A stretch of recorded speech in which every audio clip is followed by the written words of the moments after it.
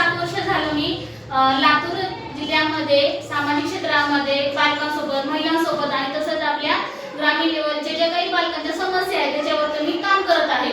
मला 7 वर्षाचा अनुभव आहे. त्याच अनुभवाच्या आधारे आपण आज आपल्या गाव लेवलला ग्राम बाल संरक्षण समिती या समितीमध्ये सदस्य किती असतात किंवा त्या सदस्यांची काय भूमिका आहे किंवा काय कार्य आहे, तर त्यांना बालकांसाठी काय करायचं आहे त्यांच्या गाव लेवलला, त्याच्यावर आपण इथे आज बैठक ठेवलेली आहे. त्या बैठकीमध्येच आपण यांच्या समस्यावर चर्चा करणार आहोत, बालकांच्या प्रश्नावर.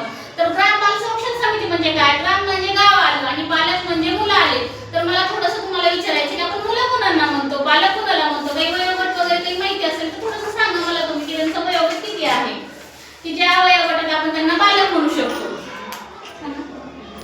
बालक कोणाला म्हणायचं? मुलगा मुलगी तुम्ही आलं बघ त्याच्यामध्ये, फक्त वयोगट विचारलं मी की बालक कोणाला म्हणायचं? 0 ते 18. 0 ते 18 वयोगटात. बरोबर आहे.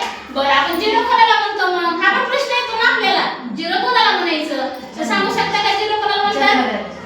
जन्मलेल्या 5 वर्षाच्या अगोदर. जन्मलेल्या 5 वर्षाच्या अगोदर नाही का? जन्माला म्हणजे त्याचा 1 दिवस झालाच ना. 0 म्हणजे कधी? जन्मापर्यंत मूल हे आईच्या गर्भामध्ये असतं 9 महिने, तोपर्यंत ते 0 आहे. ज्या दिवशी त्यांना आईच्या गर्भातून बाहेर आला त्याचा तो पहिला दिवस आहे. बरोबर आहे का नाही? त्याच्यामुळे ते जोपर्यंत तो 0 आहे नंतर त्याचा दिवस सुरू झाले. त्याच्यामुळे आपण 0 ते 18 वयोगट घेतलेला आहे. 18 वर्षापर्यंत म्हणजे 365 दिवस ज्याचे पूर्ण झालेला आहे असा व्यक्ती तो 18 वर्ष पूर्ण आहे 17 वर्षाच्या नंतरचा. पण जर त्याला एकही दिवस जर कमी असेल तर ते एक बालक आहे. बरोबर आहे. तर आपल्या ह्या ग्राम लेवलला आपण आपल्या बालकांसोबत काम करणार आहे. तर बालकांचे काय प्रश्न आहेत ते तर तुम्हाला सार्वजनिक माहितच आहे की जसं की आपण पाहतो बघा, ह्या गाव लेवलला ज्यावेळेस आपण काम करत असतो तर बालविवाहाचे सारखे प्रकरण आहेत, बाल्यलिंग अत्याचाराचे आहेत, बेरोजगारी आहे, आपण ज्यावेळेस म्हणतो तर बालकामगार पण आपल्याला गाव लेवलला भेटतात. त्याचबरोबर आपण ह्याच्यामध्ये हे जे काही आहेत प्रश्न ते आपल्याला काम करायचं त्याच्या अगोदर आपण बघूया ह्या समितीमध्ये सदस्य कोण कोण असतात. तर पहिला आहे आपल्याकडे ह्या समितीचा अध्यक्ष, जे आपण गाव लेवलला आपल्या गावकऱ्यांनी निवडून दिलेला तर तो सरपंच. त्या सरपंचांना आपण आता अध्यक्षपद दिलेलं आहे, कारण गाव लेवलला ज्यांना आपण निवडून दिलेलं आहे त्याचे आपण मान पण राखतो. मग त्यानं सांगितलेलं आपण ऐकतो, पण गावची सगळी लोकसंख्या ऐकते, त्याच्यामुळे आपण त्यांना अध्यक्षपद दिलेलं आहे. आणि दुसरं म्हणजे सचिव आहेत. तर जसं आपण तुम्ही बचत गट वगैरे बघितलं असेल त्याला अध्यक्ष सचिव असतातच, तसे या समितीला पण आहे. तर आपल्याला यासाठी सचिव पद हे अंगणवाडी सेविकांना दिलेलं आहे. जर तुमच्या गावामध्ये 2 अंगणवाडी सेविका असतात म्हणजे अंगणवाडी असतील ना 2 सेविका असतील तर त्याच्यामध्ये एक सेविका तुम्हाला घ्यायची आहे की जी जबाबदारीने तिचं कार्य पूर्ण करेल आणि त्यांना राज्यासाठी सचिव पद दिलेलं आहे. त्याचबरोबर अंगणवाडी सेविकांना अजून एक पद दिलेलं आहे जे की बालविवाह प्रतिबंधक अधिकारी म्हणून जे आहे तुमच्या गाव लेवलला ग्रामसेवक जे आहेत ते अध्यक्ष आहेत आणि सचिव जे आहेत ते आपल्या अंगणवाडी सेविका आहेत. म्हणजे आपल्या अंगणवाडी सेविकेकडे सचिवाचे 2 पद आहेत.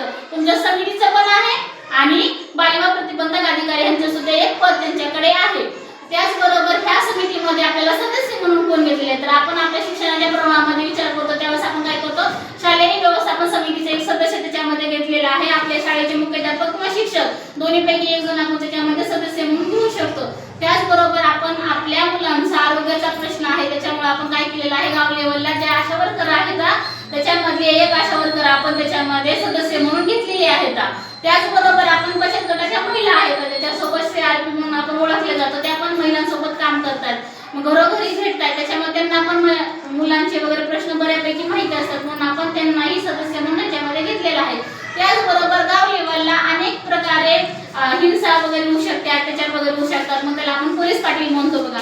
तर मग पोलीस पाटलाला जसं की तंटामुक्त अधिकारी पण आपण म्हणू शकतो, तर त्या व्यक्तीला पण आपण ह्याच्यामध्ये सदस्य म्हणून घेतलेलं आहे. त्याचबरोबर आपण ज्यांच्यासाठी काम करतोय जे आपली मुलं आहेत त्या मुलांसाठी तर 12 ते 18 वयोगटातील एक मुलगी आणि 12 ते 18 वयोगटातील एक मुलगा असे 2 आपण त्याच्यामध्ये सदस्य म्हणून घेतलेले आहेत. त्याचबरोबर जसं की आज महिला ग्रामीण जशी संस्था आहे तशा अनेक संस्था पण आपल्याकडे काम करायला असतात, गाव लेवलला काम करतात.